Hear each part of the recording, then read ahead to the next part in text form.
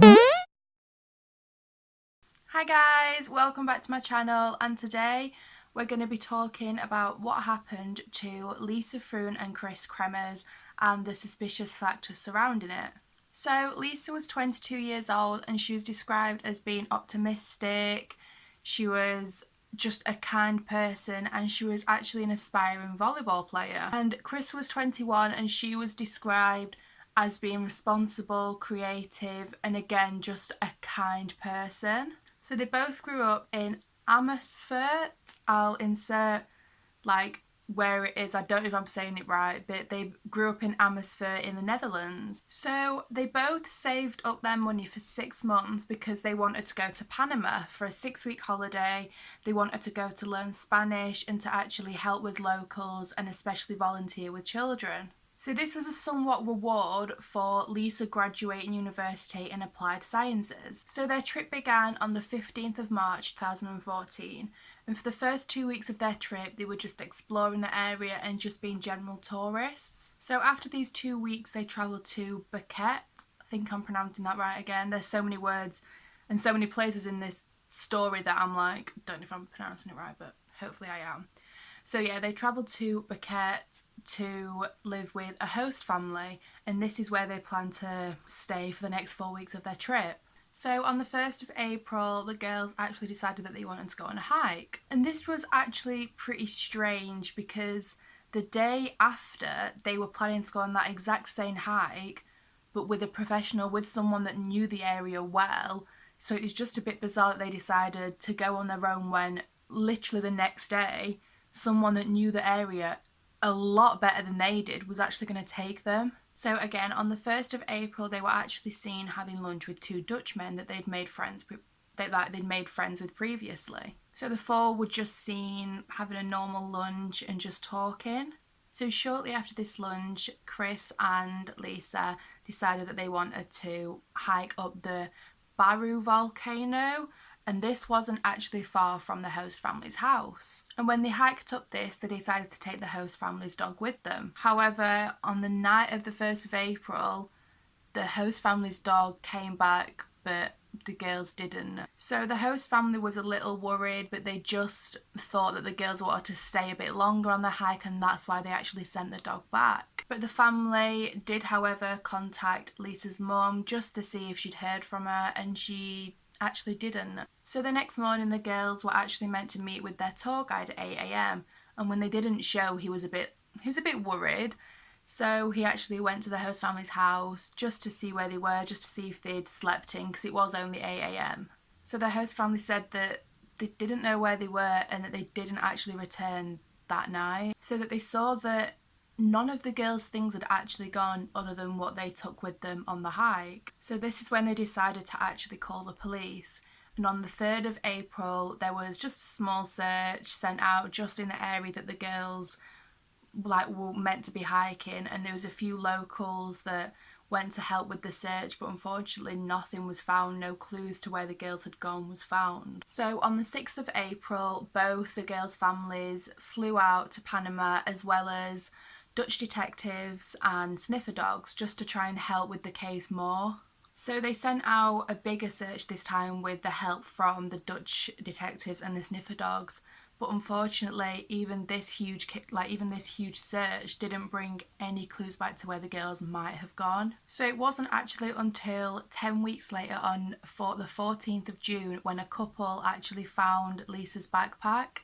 But the bag was found miles and miles away from where the girls were actually intended to go on their hike. So when the investigators actually found the bag, everything was in the bag, and everything was in surprisingly really good condition, which is not really heard of because it was like 10 weeks later. You'd have thought things would be a little bit scuffled, but nothing was like hardly even touched. So when the police actually looked into both the girls' phones, it was seen that they were actually trying to call the emergency services over multiple days. And this is the girls' call log. So the first distress call had been made just hours after beginning on their hike. One from Kris's phone at 4:39, and shortly after that one from Lisa's Samsung Galaxy at 4:51. None of the calls had gone through due to the lack of reception in the area except for one 911 call attempt on the 3rd of April that lasted for a little over a second before breaking up. After the 5th of April, Lisa's phone battery it just died after 5 o'clock and was not used again. So Kris's iPhone would not make any more calls either, but was intermittently turned on to search for reception. So after the 6th of April, multiple attempts of a false PIN code were entered onto the iPhone, which was Kris's. It never received the correct code again. So one report showed that between the 7th and 10th of April, there were 77 emergency calls with the iPhone. And on the 11th of April, the phone was turned on at 10:51 and was turned off the last time at 11:56. So when investigators actually looked through the bag again, they found Lisa's camera. And on this, they were just several photos of the girls. Some were just normal photos of the girls and of the area. And then there was 98 photos that were somewhat bizarre. So there was 98 photos that was taken on the 8th of April between the hours of 1 a.m. and 4 a.m. So they were all flash photos, and each photo was taken exactly 2 minutes apart for this whole time period. So nobody knows actually why these photos were taken or what the purpose of these photos was, but there has been many theories around them. So the first theory is that they were just trying to see where they were going and that's why they used flash.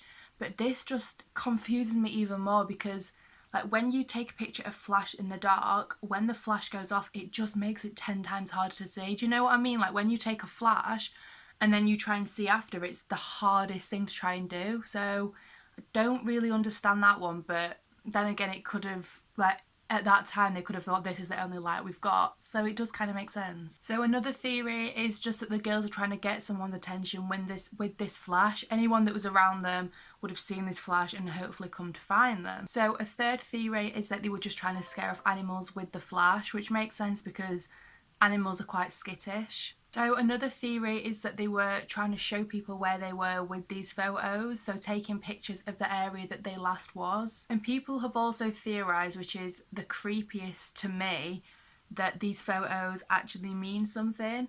So apparently there was always 3 close-ups and then 1 far away. So people think that this was some sort of message or signal to the people that found the camera, but no one's actually figured out what that was. Right, sorry guys, I made a bit of a dick move and I actually forgot to record like a section of this video. I don't know how. So my eyelashes are off and they're not going back on. So this little section, I look a bit bald on the eyes. So just allow that and enjoy the rest of the video. So another interesting thing that people have pointed out is that on one of the photos that were taken on the camera, there's a picture of Kris. And apparently you can see like an injury to her temple, which might have indicated what happened.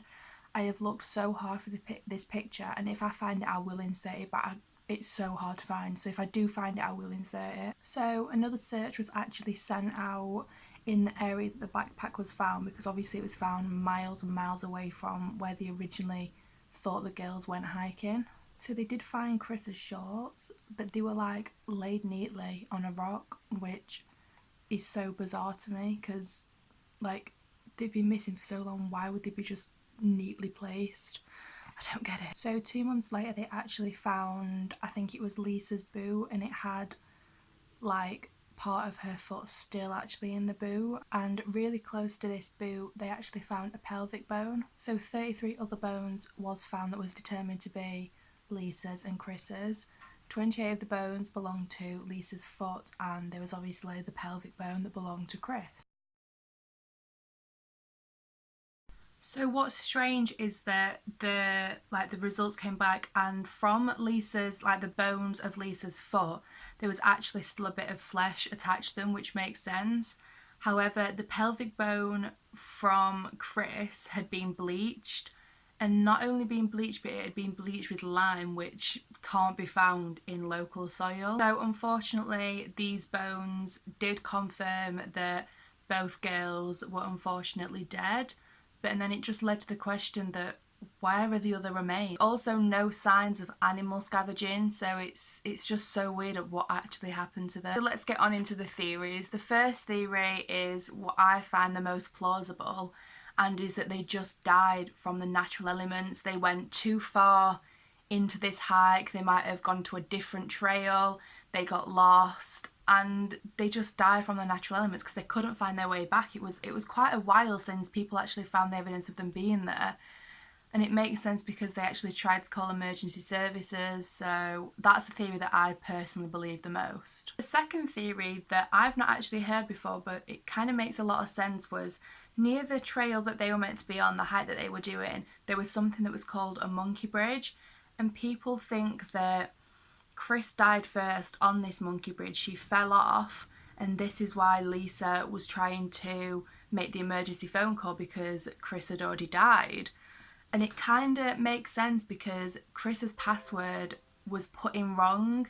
So it makes sense that Lisa was trying to call emergency services from her phone but didn't know a password. So that theory, like, it blows my mind because it actually makes so much sense. Obviously, the third theory that someone did hurt them, someone did actually murder them, which I find bizarre, but it could again be true because there's no evidence to say that there isn't. So yeah, I think that could be a possibility, but I also just think that it could be something completely natural, something completely unsuspicious and unmalicious. So I personally think that it was probably the first theory, in that it was just natural. But again, the monkey bridge kind of makes sense. That's why the passcode was wrong. But I don't know, there's so many different ways that you can look about it. Yeah, I'd really love to know what you think about this. It's such a bizarre case and there's still not been answers. So it's so confusing, and it just makes my head like completely burst because there's no answers. So yeah, I would really love to know what you think. Any theory is plausible, so please give me every theory that you've got. Yeah, I really hoped you liked this video. Comment down below of what videos that you want to see, some more videos, and I will see you next time. Bye!